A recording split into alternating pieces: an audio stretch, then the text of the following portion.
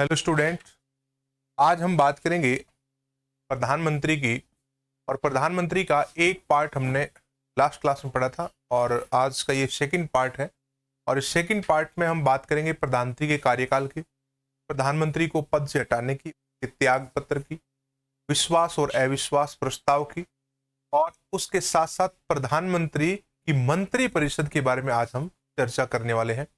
चलिए, तो सबसे पहले मैं आपको क्लियर कर दूं कि जो प्रधानमंत्री का कार्यकाल है उस कार्यकाल के बारे में संविधान में कहीं स्पष्ट तो किया हुआ नहीं है, लेकिन फिर भी हमें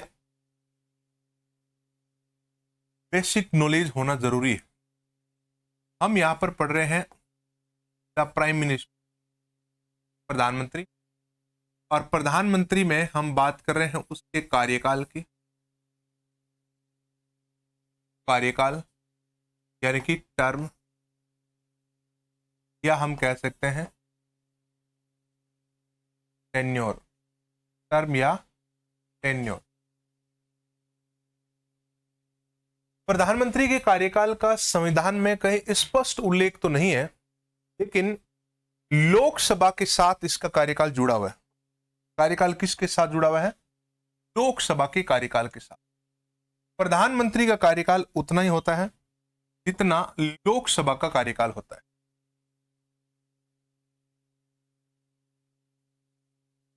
अब लोकसभा का कार्यकाल होता है 5 वर्ष, तो प्रधानमंत्री का कार्यकाल कितना होगा? 5 वर्ष। लेकिन लोकसभा के साथ जुड़ा है तो लोकसभा इस बात के लिए स्वतंत्र है कि प्रधानमंत्री को कभी भी हटा सकती है। जब लोकसभा के कार्यकाल के साथ जुड़ा है तो लोकसभा के विश्वास तक हम कह सकते हैं, विश्वास तक। किसके विश्वास तक? लोकसभा के विश्वास तक प्रधानमंत्री पद पर बना रहता है। अगर लोकसभा 5 वर्ष से पहले भी एक अविश्वास प्रस्ताव प्रधानमंत्री और सरकार के खिलाफ पारित कर दे तो उनको पद छोड़ना पड़ेगा। तो हम कहेंगे कि कार्यकाल अनिश्चित है, कार्यकाल का कहीं स्पष्ट उल्लेख नहीं है। और वैसे भी अनुच्छेद 75 कहता है कि प्रधानमंत्री और अन्य सभी मंत्री प्रसाद पर्यंत पद धारण करेंगे। किसके? राष्ट्रपति के। राष्ट्रपति के प्रसाद पर्यंत, प्लेजर ऑफ द प्रेसिडेंट।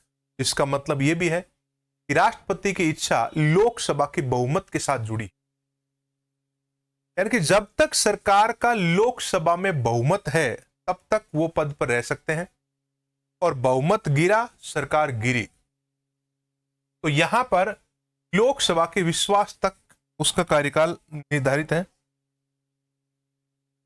कभी भी लोकसभा उसको हटा सकती है। देखो, ये कह रहा है कि no fix term, hold office as long as enjoy majority in Lok Sabha. जब तक लोकसभा में मेजोरिटी है, लोकसभा में बहुमत है, तब तक आप पद पर रहोगे, और मेजोरिटी खत्म, कार्यकाल खत्म। पीएम में रिजाइन और be dismissed loss as majority.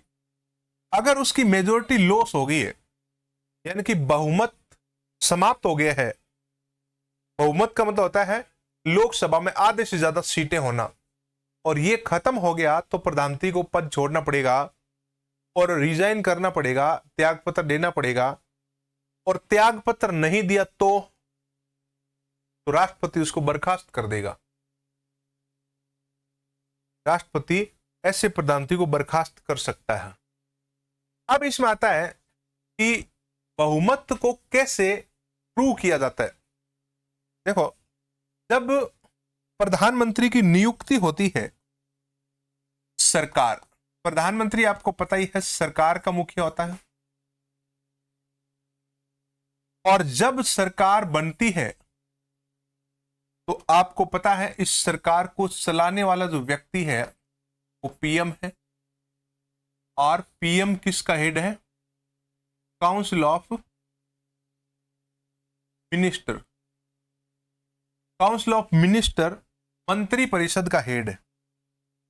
और सरकार के लिए दो प्रस्ताव यहां पर बहुत जरूरी है, और उन दोनों प्रस्तावों के नाम आपको पता होना चाहिए। एक का नाम है विश्वास प्रस्ताव और दूसरे का नाम है अविश्वास प्रस्ताव।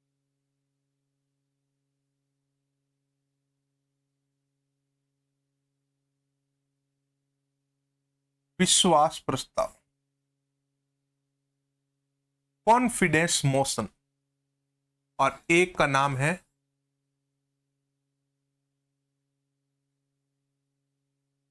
अविश्वास प्रस्ताव, यानी कि नो कॉन्फिडेंस मोशन। विश्वास और अविश्वास प्रस्ताव में अंतर क्या है? अगर आपसे पूछा जाए what is the difference between confidence and non confidence motion, तो विश्वास और अविश्वास प्रस्ताव में अंतर क्या है? तो आप में से कुछ लोग ये कह सकते हैं कि दोनों में ए का अंतर है, ए का लेकिन ये अंतर नहीं है। एक्चुअल में सब शाब्दिक में ए का अंतर लग सकता है, लेकिन रियल में जो अंतर है, एक्चुअल में जो अंतर है, उसकी सरकार का है। एक से सरकार बनती है और एक से सरकार गिरती है। देखो कैसे, मैं कहूं कि इस प्रस्ताव से सरकार बनेगी और इस प्रस्ताव से सरकार गिरेगी अगर पास हो जाए तो। और ये दोनों प्रस्ताव पास कहां पर होंगे? लोकसभा में होंगे। दोनों प्रस्ताव कहां पर पास होंगे? लोकसभा में। लोकसभा में जब ये प्रस्ताव पास हो जाए, कौन सा प्रस्ताव पास हो जाए? विश्वास प्रस्ताव अगर पास हो जाए, कहां पर पास हो जाए? लोकसभा में। और अविश्वास प्रस्ताव पास हो जाए, कहां पर पास हो जाए? लोकसभा में। और पास हमेशा ध्यान रखना 50% +1 से होता है। आधे से ज्यादा लोग अगर इस पर वोटिंग कर दे तो पास हो जाता है। अगर अविश्वास प्रस्ताव पास हो गया तो सरकार को त्याग पत्र देना पड़ेगा, सरकार गिरेगी। और विश्वास प्रस्ताव पास हो गया तो सत्ता प्राप्त होगी, सरकार को सत्ता प्राप्त रहेगी, यानी कि सरकार सत्ता में बनी रहेगी। एक से सत्ता गिरती है और एक से सत्ता मिलती है। अविश्वास प्रस्ताव हमेशा विपक्ष की पार्टी लाती है सरकार को गिराने के लिए, और विश्वास प्रस्ताव हमेशा सत्तारूढ़ पार्टी लाती है अपने सत्ता को बचाने के लिए, यानी कि बहुमत को सिद्ध करने के लिए। राष्ट्रपति प्रधानमंत्री की नियुक्ति के बाद 30 दिनों के भीतर उन्हें कहता है कि आप लोकसभा में अपना बहुमत सिद्ध करके बताओ। तो बहुमत सिद्ध करने के लिए प्रधानमंत्री के द्वारा इस प्रस्ताव को पारित किया जाता है, विश्वास प्रस्ताव को पारित किया जाता है। अगर ये पारित हो गया तो मान लिया जाएगा कि सरकार की मेजोरिटी लोकसभा में है, और अगर ये पास नहीं हुआ तो ये मान लिया जाएगा कि सरकार का बहुमत लोकसभा में नहीं है। ऐसी कंडीशन में सरकार को हटना पड़ेगा। अविश्वास प्रस्ताव हमेशा विपक्ष लाता है लोकसभा में, और कम से कम 50 सदस्यों की पूर्व सहमति के बाद ही प्रवेश करवाया जा सकता है अविश्वास को लोकसभा। विश्वास और अविश्वास प्रस्तावों का उल्लेख संविधान के किसी अनुच्छेद में तो नहीं है, लेकिन संसद के नियमों के अंतर्गत लाया जा सकता है। संसद के नियम 198 में 198 में स्पष्ट रूप से लिखा है अविश्वास प्रस्ताव का कि विपक्ष की पार्टी सरकार को हटाने के लिए अविश्वास प्रस्ताव ला सकती है। आजाद भारत में अगर हम अविश्वास प्रस्तावों की बात करें तो पहली बार अविश्वास प्रस्ताव आया था नेहरू सरकार के खिलाफ 1963 में। विपक्ष के व्यक्ति जेबी कृपलानी के द्वारा यह अविश्वास प्रस्ताव लाया गया, लेकिन पारित नहीं हुआ। आजाद भारत में सबसे ज्यादा अविश्वास प्रस्ताव लाए गए हैं इंदिरा गांधी सरकार के खिलाफ। इंदिरा गांधी को हटाने के लिए 15 बार अविश्वास प्रस्ताव लोकसभा में रखा गया, लेकिन एक बार भी पारित नहीं हुआ। एक और इंटरेस्टिंग बात और इंपॉर्टेंट बात, अविश्वास प्रस्ताव के कारण पद से त्यागपत्र देने वाले पहले प्रधानमंत्री थे मोरारजी देसाई, जिन्होंने 1979 में अपने पद से इसलिए त्यागपत्र दे दिया था कि लोकसभा में उनका बहुमत गिर गया था। इसके अलावा भी विश्वनाथ प्रताप सिंह, अटल बिहारी वाजपेयी जैसे कई प्रधानमंत्रियों ने त्यागपत्र दिया है बहुमत के संकट के कारण। तो मोदी सरकार को हटाने के लिए 2 बार अविश्वास प्रस्ताव लाए जा चुके हैं।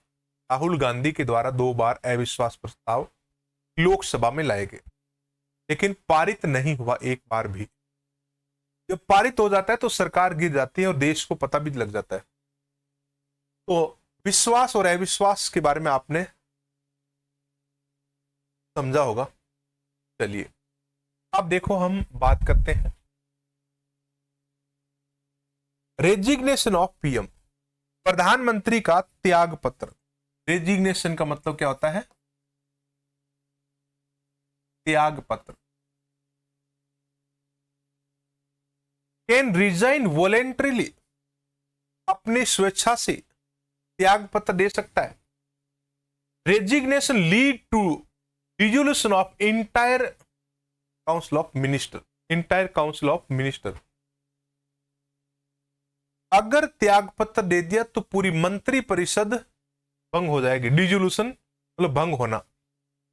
Must submit resignation to the president, प्रधानमंत्री और जितने भी मंत्री हैं केंद्र के, वो सभी अपना त्याग पत्र देंगे। किसे त्याग पत्र देंगे? भारत के राष्ट्रपति। राष्ट्रपति को कभी भी त्याग पत्र देकर ये पद मुक्त हो सकते हैं। तो अगर उप प्रधानमंत्री हो तो वो त्याग पत्र किस? उप प्रधानमंत्री भी एक प्रकार का मंत्री है और वो भी त्याग पत्र देता है। किसको? राष्ट्रपति। सभी मंत्री त्याग पत्र राष्ट्रपति को ही देते हैं, उसमें चाहे उप प्रधानमंत्री हो, चाहे कैबिनेट मंत्री हो या अन्य प्रकार का मंत्री। रिमूवल ऑफ पीएम, प्रधानमंत्री को हटाना, पद से हटाने की बात अभी अभी हमने की थी। ये कह रहा है कि नो डायरेक्ट मेथड, सीधा मेथड तो कहीं है नहीं कि इस प्रक्रिया से प्रधानमंत्री को हटाएंगे। Removed only if loss Lok Sabha majority, no confidence motion, कि अविश्वास प्रस्ताव, नो कॉन्फिडेंस मोशन को हिंदी में कहते हैं अविश्वास प्रस्ताव, के माध्यम से प्रधानमंत्री को हटाया जा सकता है। लोकसभा ही पारित करती है। ध्यान रखें, विश्वास और अविश्वास प्रस्ताव कभी राज्यसभा में नहीं लाए जा सकते, केवल और केवल कहां लाए जा सकते हैं? लोकसभा में, क्योंकि सरकार हमेशा लोकसभा की बहुमत से बनती है। यानी कि जनता कहां बैठी है? लोकसभा में। तो जनता से ही सरकार बने हैं और जनता ही सरकार को हटाती है, और इनडायरेक्टली जनता ही है लोकसभा। पूरे देश की जनता को रिप्रेजेंट करता है लोकसभा। राज्यसभा राज्यों का प्रतिनिधित्व करता है, राज्यों के हितों की रक्षा करता है। लोकसभा देश के लोगों के हितों की रक्षा करता है। पावर एंड फंक्शंस ओवरव्यू, प्रधानमंत्री के कुछ महत्वपूर्ण कार्य और शक्तियों की बात हम कर लेते हैं कि प्रधानमंत्री क्या क्या कर सकते।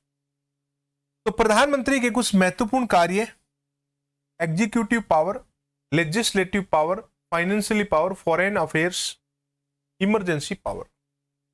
कुछ महत्वपूर्ण जो है, हालांकि प्रधानमंत्री के जो कार्य है वो राष्ट्रपति के साथ जुड़े हैं, लेकिन राष्ट्रपति को यह सलाह और सहायता देता है। तो पावर एक्चुअल में प्रधानमंत्री यूज करता है, नाम किसका होता है? राष्ट्रपति। एग्जीक्यूटिव पावर के अंतर्गत leader of the council of minister, प्रधानमंत्री मंत्री परिषद का नेता, लीडर, अध्यक्ष और उसका मुखिया का हेड होता है। मंत्रियों की नियुक्ति करने के लिए राष्ट्रपति को सलाह देता है। मंत्रियों के विभाग बदल सकता है, मंत्रियों को हटवा सकता है वो, और सारे के सारे मंत्री और प्रधानमंत्री राष्ट्रपति के प्रसाद पर्यंत पद धारण करते हैं। अलोकेशन ऑफ पोर्टफोलियोज, विभागों का बंटवारा करता है। अलोकेशन यानी कि बंटवारा करता है, पोर्टफोलियो विभाग। सरकार के जो डिपार्टमेंट है वो प्रधानमंत्री तय करता है, किसको रक्षा मंत्रालय मिलेगा, किसको वित्त मिलेगा, किसको गृह मिलेगा, किसको विदेश मिलेगा। ये सारे पोर्टफोलियो अलॉट करता है प्रधानमंत्री। Can advise to dismissal of any minister, राष्ट्रपति को वो किसी भी मंत्री को डिसमिस हटाने के लिए सलाह दे सकता है। Act as link between president and cabinet, राष्ट्रपति और मंत्री परिषद के बीच वो लिंक का काम करता है। राष्ट्रपति और मंत्री परिषद के बीच वो एक कड़ी का कार्य करता है। यह है प्रेसिडेंट, यह है काउंसिल ऑफ मिनिस्टर्स, और यह है पीएम। अब प्रधानमंत्री का मुख्य कर्तव्य है कि मंत्री परिषद की सभी सूचनाओं किसको देगा, राष्ट्रपति को देगा। 21 आर्टिकल में लिखा है 78 में 78 में प्रधानमंत्री के कर्तव्य और राष्ट्रपति के अधिकार लिखे हुए। इसमें लिखा है कि प्रधानमंत्री का मुख्य कर्तव्य है कि मंत्री परिषद की सभी सूचनाएं वो किसको देगा, राष्ट्रपति। और इसी में लिखा है कि राष्ट्रपति का यह अधिकार है कि मंत्री परिषद के सभी प्रशासनिक कार्यों की सूचनाएं वो प्राप्त कर सकता है। कौन, राष्ट्रपति। तो इसलिए कह रहा है कि act as a link between president and cabinet, ये कैबिनेट है, मंत्री परिषद यानी कि कैबिनेट, मंत्रिमंडल। उसके बाद में अगर हम बात करें लेजिस्लेटिव पावर के अंतर्गत प्रधानमंत्री कौन कौन से कार्य करता है, तो यहां पर आप अगर देखें लेजिस्लेटिव लेजिस्लेचर से बना है, और लेजिस्लेचर का मतलब विधायिका है, और केंद्र की विधायिका हमारी संसद है, पार्लियामेंट। पार्लियामेंट को ही हम केंद्रीय विधायिका या संसद कहते हैं, या लेजिस्लेचर कहते हैं, यूनियन लेजिस्लेचर। इसके अंतर्गत जितने भी सत्र आते हैं संसद के, वो प्रधानमंत्री की सिफारिश से राष्ट्रपति आता है। सत्र को समाप्त करने के लिए भी सिफारिश प्रधानमंत्री करता है, राष्ट्रपति। लोकसभा को भंग करने की सिफारिश भी प्रधानमंत्री राष्ट्रपति कभी भी कर सकता है। संसद में सरकार का प्रतिनिधित्व कोई करता है तो प्रधानमंत्री। सरकार के प्रतिनिधित्व का मतलब है सरकारी योजनाएं, सरकारी नीतियों को संसद के पटल पर जब रखा जाता है तो उस पर भाषण दिया जाता है प्रधानमंत्री के द्वारा। मंत्री के द्वारा दिए गए भाषण का स्पष्टीकरण प्रधानमंत्री देता है, और प्रधानमंत्री का कर्तव्य है कि अपनी सरकार, लोकसभा और संसद के प्रति अपना उत्तरदायित्व निभाए, और वहां पूछे गए सवालों का जवाब देना जरूरी है। लीडर ऑफ लोकसभा, प्रधानमंत्री किसका लीडर है, लोकसभा। जनरली प्रधानमंत्री लोकसभा का सदस्य होता है और वो लोकसभा का नेता कहलाता है, लेकिन वो राज्यसभा का नेता है तो वो राज्यसभा का लीडर कहलाएगा, और राज्यसभा का सदस्य है तो राज्यसभा का नेता कहलाएगा, लोकसभा का सदस्य है तो लोकसभा का नेता कहलाएगा। एडवाइजेज प्रेसिडेंट टू समन और prorogue the session of parliament and dissolve the Lok Sabha according to article 85। अनुच्छेद 85 में लिखा है कि संसद के सत्र को बुलाने और उन सत्रों को समाप्त करने और उसके साथ साथ लोकसभा को भंग करने के लिए प्रधानमंत्री राष्ट्रपति को सलाह दे सकता है। Control legislative functions of the government, सरकार के जो विधायिक संबंधी कार्य है वो कंट्रोल करता है प्रधानमंत्री, कानून से संबंधित जो कार्य है। PM is the chief spoke person of government in parliament. Spoke person को पीएम कहते हैं, मुख्य प्रवक्ता, प्रवक्ता बोलने वाला, स्पोक पर्सन। सरकार का मुख्य प्रवक्ता होता है प्रधानमंत्री, संसद में, पार्लियामेंट में। एक क्वेश्चन है आप लोगों से, आप उसका आंसर बताइए।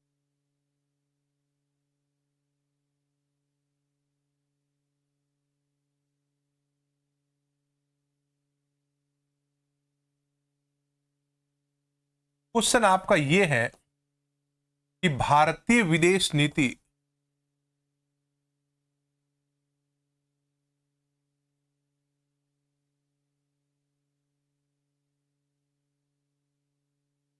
का मुख्य प्रवक्ता है। क्वेश्चन आपको समझ में आ गया होगा। 4 ऑप्शन है। क्वेश्चन है भारतीय विदेश नीति का मुख्य प्रवक्ता है। पहला ऑप्शन प्रधानमंत्री, दूसरा ऑप्शन राष्ट्रपति, तीसरा ऑप्शन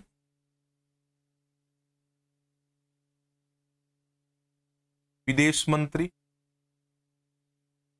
चौथा ऑप्शन विदेश सचिव। क्वेश्चन कह रहा है कि भारतीय विदेश नीति का मुख्य प्रवक्ता कौन? मुख्य प्रवक्ता प्रधानमंत्री, राष्ट्रपति, विदेश मंत्री या विदेश सचिव। अब आप गौर करें इस शब्द के ऊपर, कौन से? मुख्य प्रवक्ता। एक बात मैं क्लियर कर दूं आपको, देशों में जितने भी कार्य होते हैं वो भारत के राष्ट्रपति के नाम से होते हैं। उनके ऊपर साइन किसका होता है? राष्ट्रपति। और ये फंक्शन करवाता कौन है? फंक्शन को अंजाम देता है विदेश सचिव। लेकिन क्वेश्चन पूछा है कि मुख्य प्रवक्ता। प्रवक्ता का मतलब होता है बोलने वाला, दूसरे देश में जाकर लंबी लंबी फेंकने वाला। भाइयों बहनों, मैं यहां आ चुका हूं। आप समझिए होंगे ऐसा कौन बोलता है। तो मुख्य प्रवक्ता कौन होता है?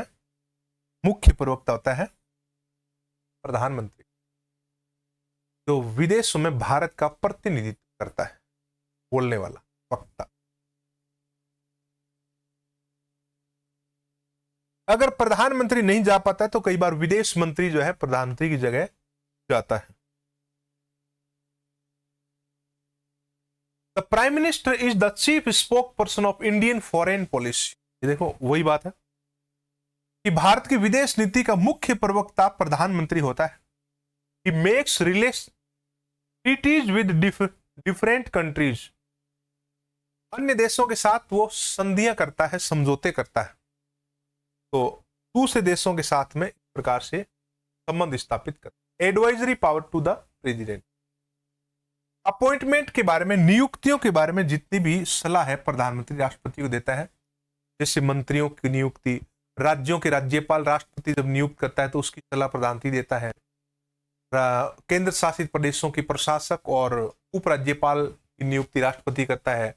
अटॉर्नी जनरल जो भारत का महान्यायवादी है, उनकी नियुक्ति राष्ट्रपति करता है, प्रधानमंत्री सलाह देता है। यह सलाह एक्चुअल में मंत्री परिषद की होती है और प्रैक्टिकली प्रधानमंत्री का ही माना जाता है। इमरजेंसी डिक्लेरेशन जो है राष्ट्रपति के द्वारा किया जाता है और उसकी सलाह भी प्रधानमंत्री देता है। Attorney general, election commissioner, chairperson of commission, Bharat में जितने भी आयोग है उन आयोगों के अध्यक्ष और सदस्यों की नियुक्तियां राष्ट्रपति करता है और उसकी सलाह प्रधानमंत्री देता है। उसके बाद में कैबिनेट एंड पार्लियामेंट्री सेक्रेटरी, यहां पर थोड़ा सा डिफरेंट टाइप का जो है, प्रधानमंत्री के अंदर कुछ पावर ऐसी है वो खुद नियुक्तियां करता है। लगभग नियुक्तियां राष्ट्रपति करता है प्रधानमंत्री की सलाह से, लेकिन कुछ नियुक्तियां प्रधानमंत्री खुद ही कर देता है। जैसे कैबिनेट सचिव और संसदीय सचिव, इनकी नियुक्तियां प्रधानमंत्री करता है। कैबिनेट सचिव भारत का वरिष्ठतम आईएएस अधिकारी होता है और संसदीय सचिव एक प्रकार का मंत्री होता है जो कभी कभार राजनीतिक कारणों से बनाया जाता है। तो इनकी नियुक्तियां प्रधानमंत्री खुद करता है। Deputy chairman of NITI Aayog, NITI Aayog का उपाध्यक्ष प्रधानमंत्री के द्वारा किया जाता है। National security adviser, national scientific adviser, राष्ट्रीय सुरक्षा सलाहकार और राष्ट्रीय वैज्ञानिक सलाहकार की नियुक्तियां कौन करता है? प्रधानमंत्री खुद करता है। तो एग्जाम में क्वेश्चन पूछा जा सकता है कि निम्नलिखित में से किसकी नियुक्ति प्रधानमंत्री करता है? तो इनकी नियुक्तियां प्रधानमंत्री खुद करता है। और प्रधानमंत्री नीति आयोग का अध्यक्ष खुद ही होता है और उसके उपाध्यक्ष की नियुक्ति वो खुद करता है।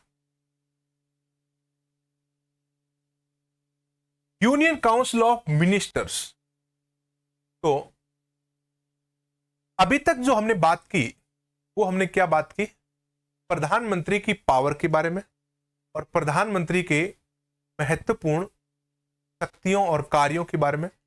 बाकी नेक्स्ट क्लास में हम बात करेंगे कि यूनियन काउंसिल ऑफ मिनिस्टर क्या होती है, कि मंत्री परिषद, मंत्रिमंडल और मंत्री परिषद में अंतर की बात करेंगे। मंत्रियों का संसद, ये संविधान के अनुच्छेद के अंदर कौन कौन से क्या प्रावधान है, इसमें हम 3 अनुच्छेदों की बात करेंगे, अनुच्छेद 74, 75 और अनुच्छेद 352 की डिटेल में बात करेंगे। मंत्री परिषद के सामूहिक उत्तरदायित्व को समझेंगे कि क्या होता है सामूहिक उत्तरदायित्व, और मंत्री परिषद और मंत्रिमंडल में अंतर भी करेंगे। तो आज के लिए इतना ही, बाकी हम मिलते हैं अगली क्लास में, नेक्स्ट क्लास में। जय हिंद।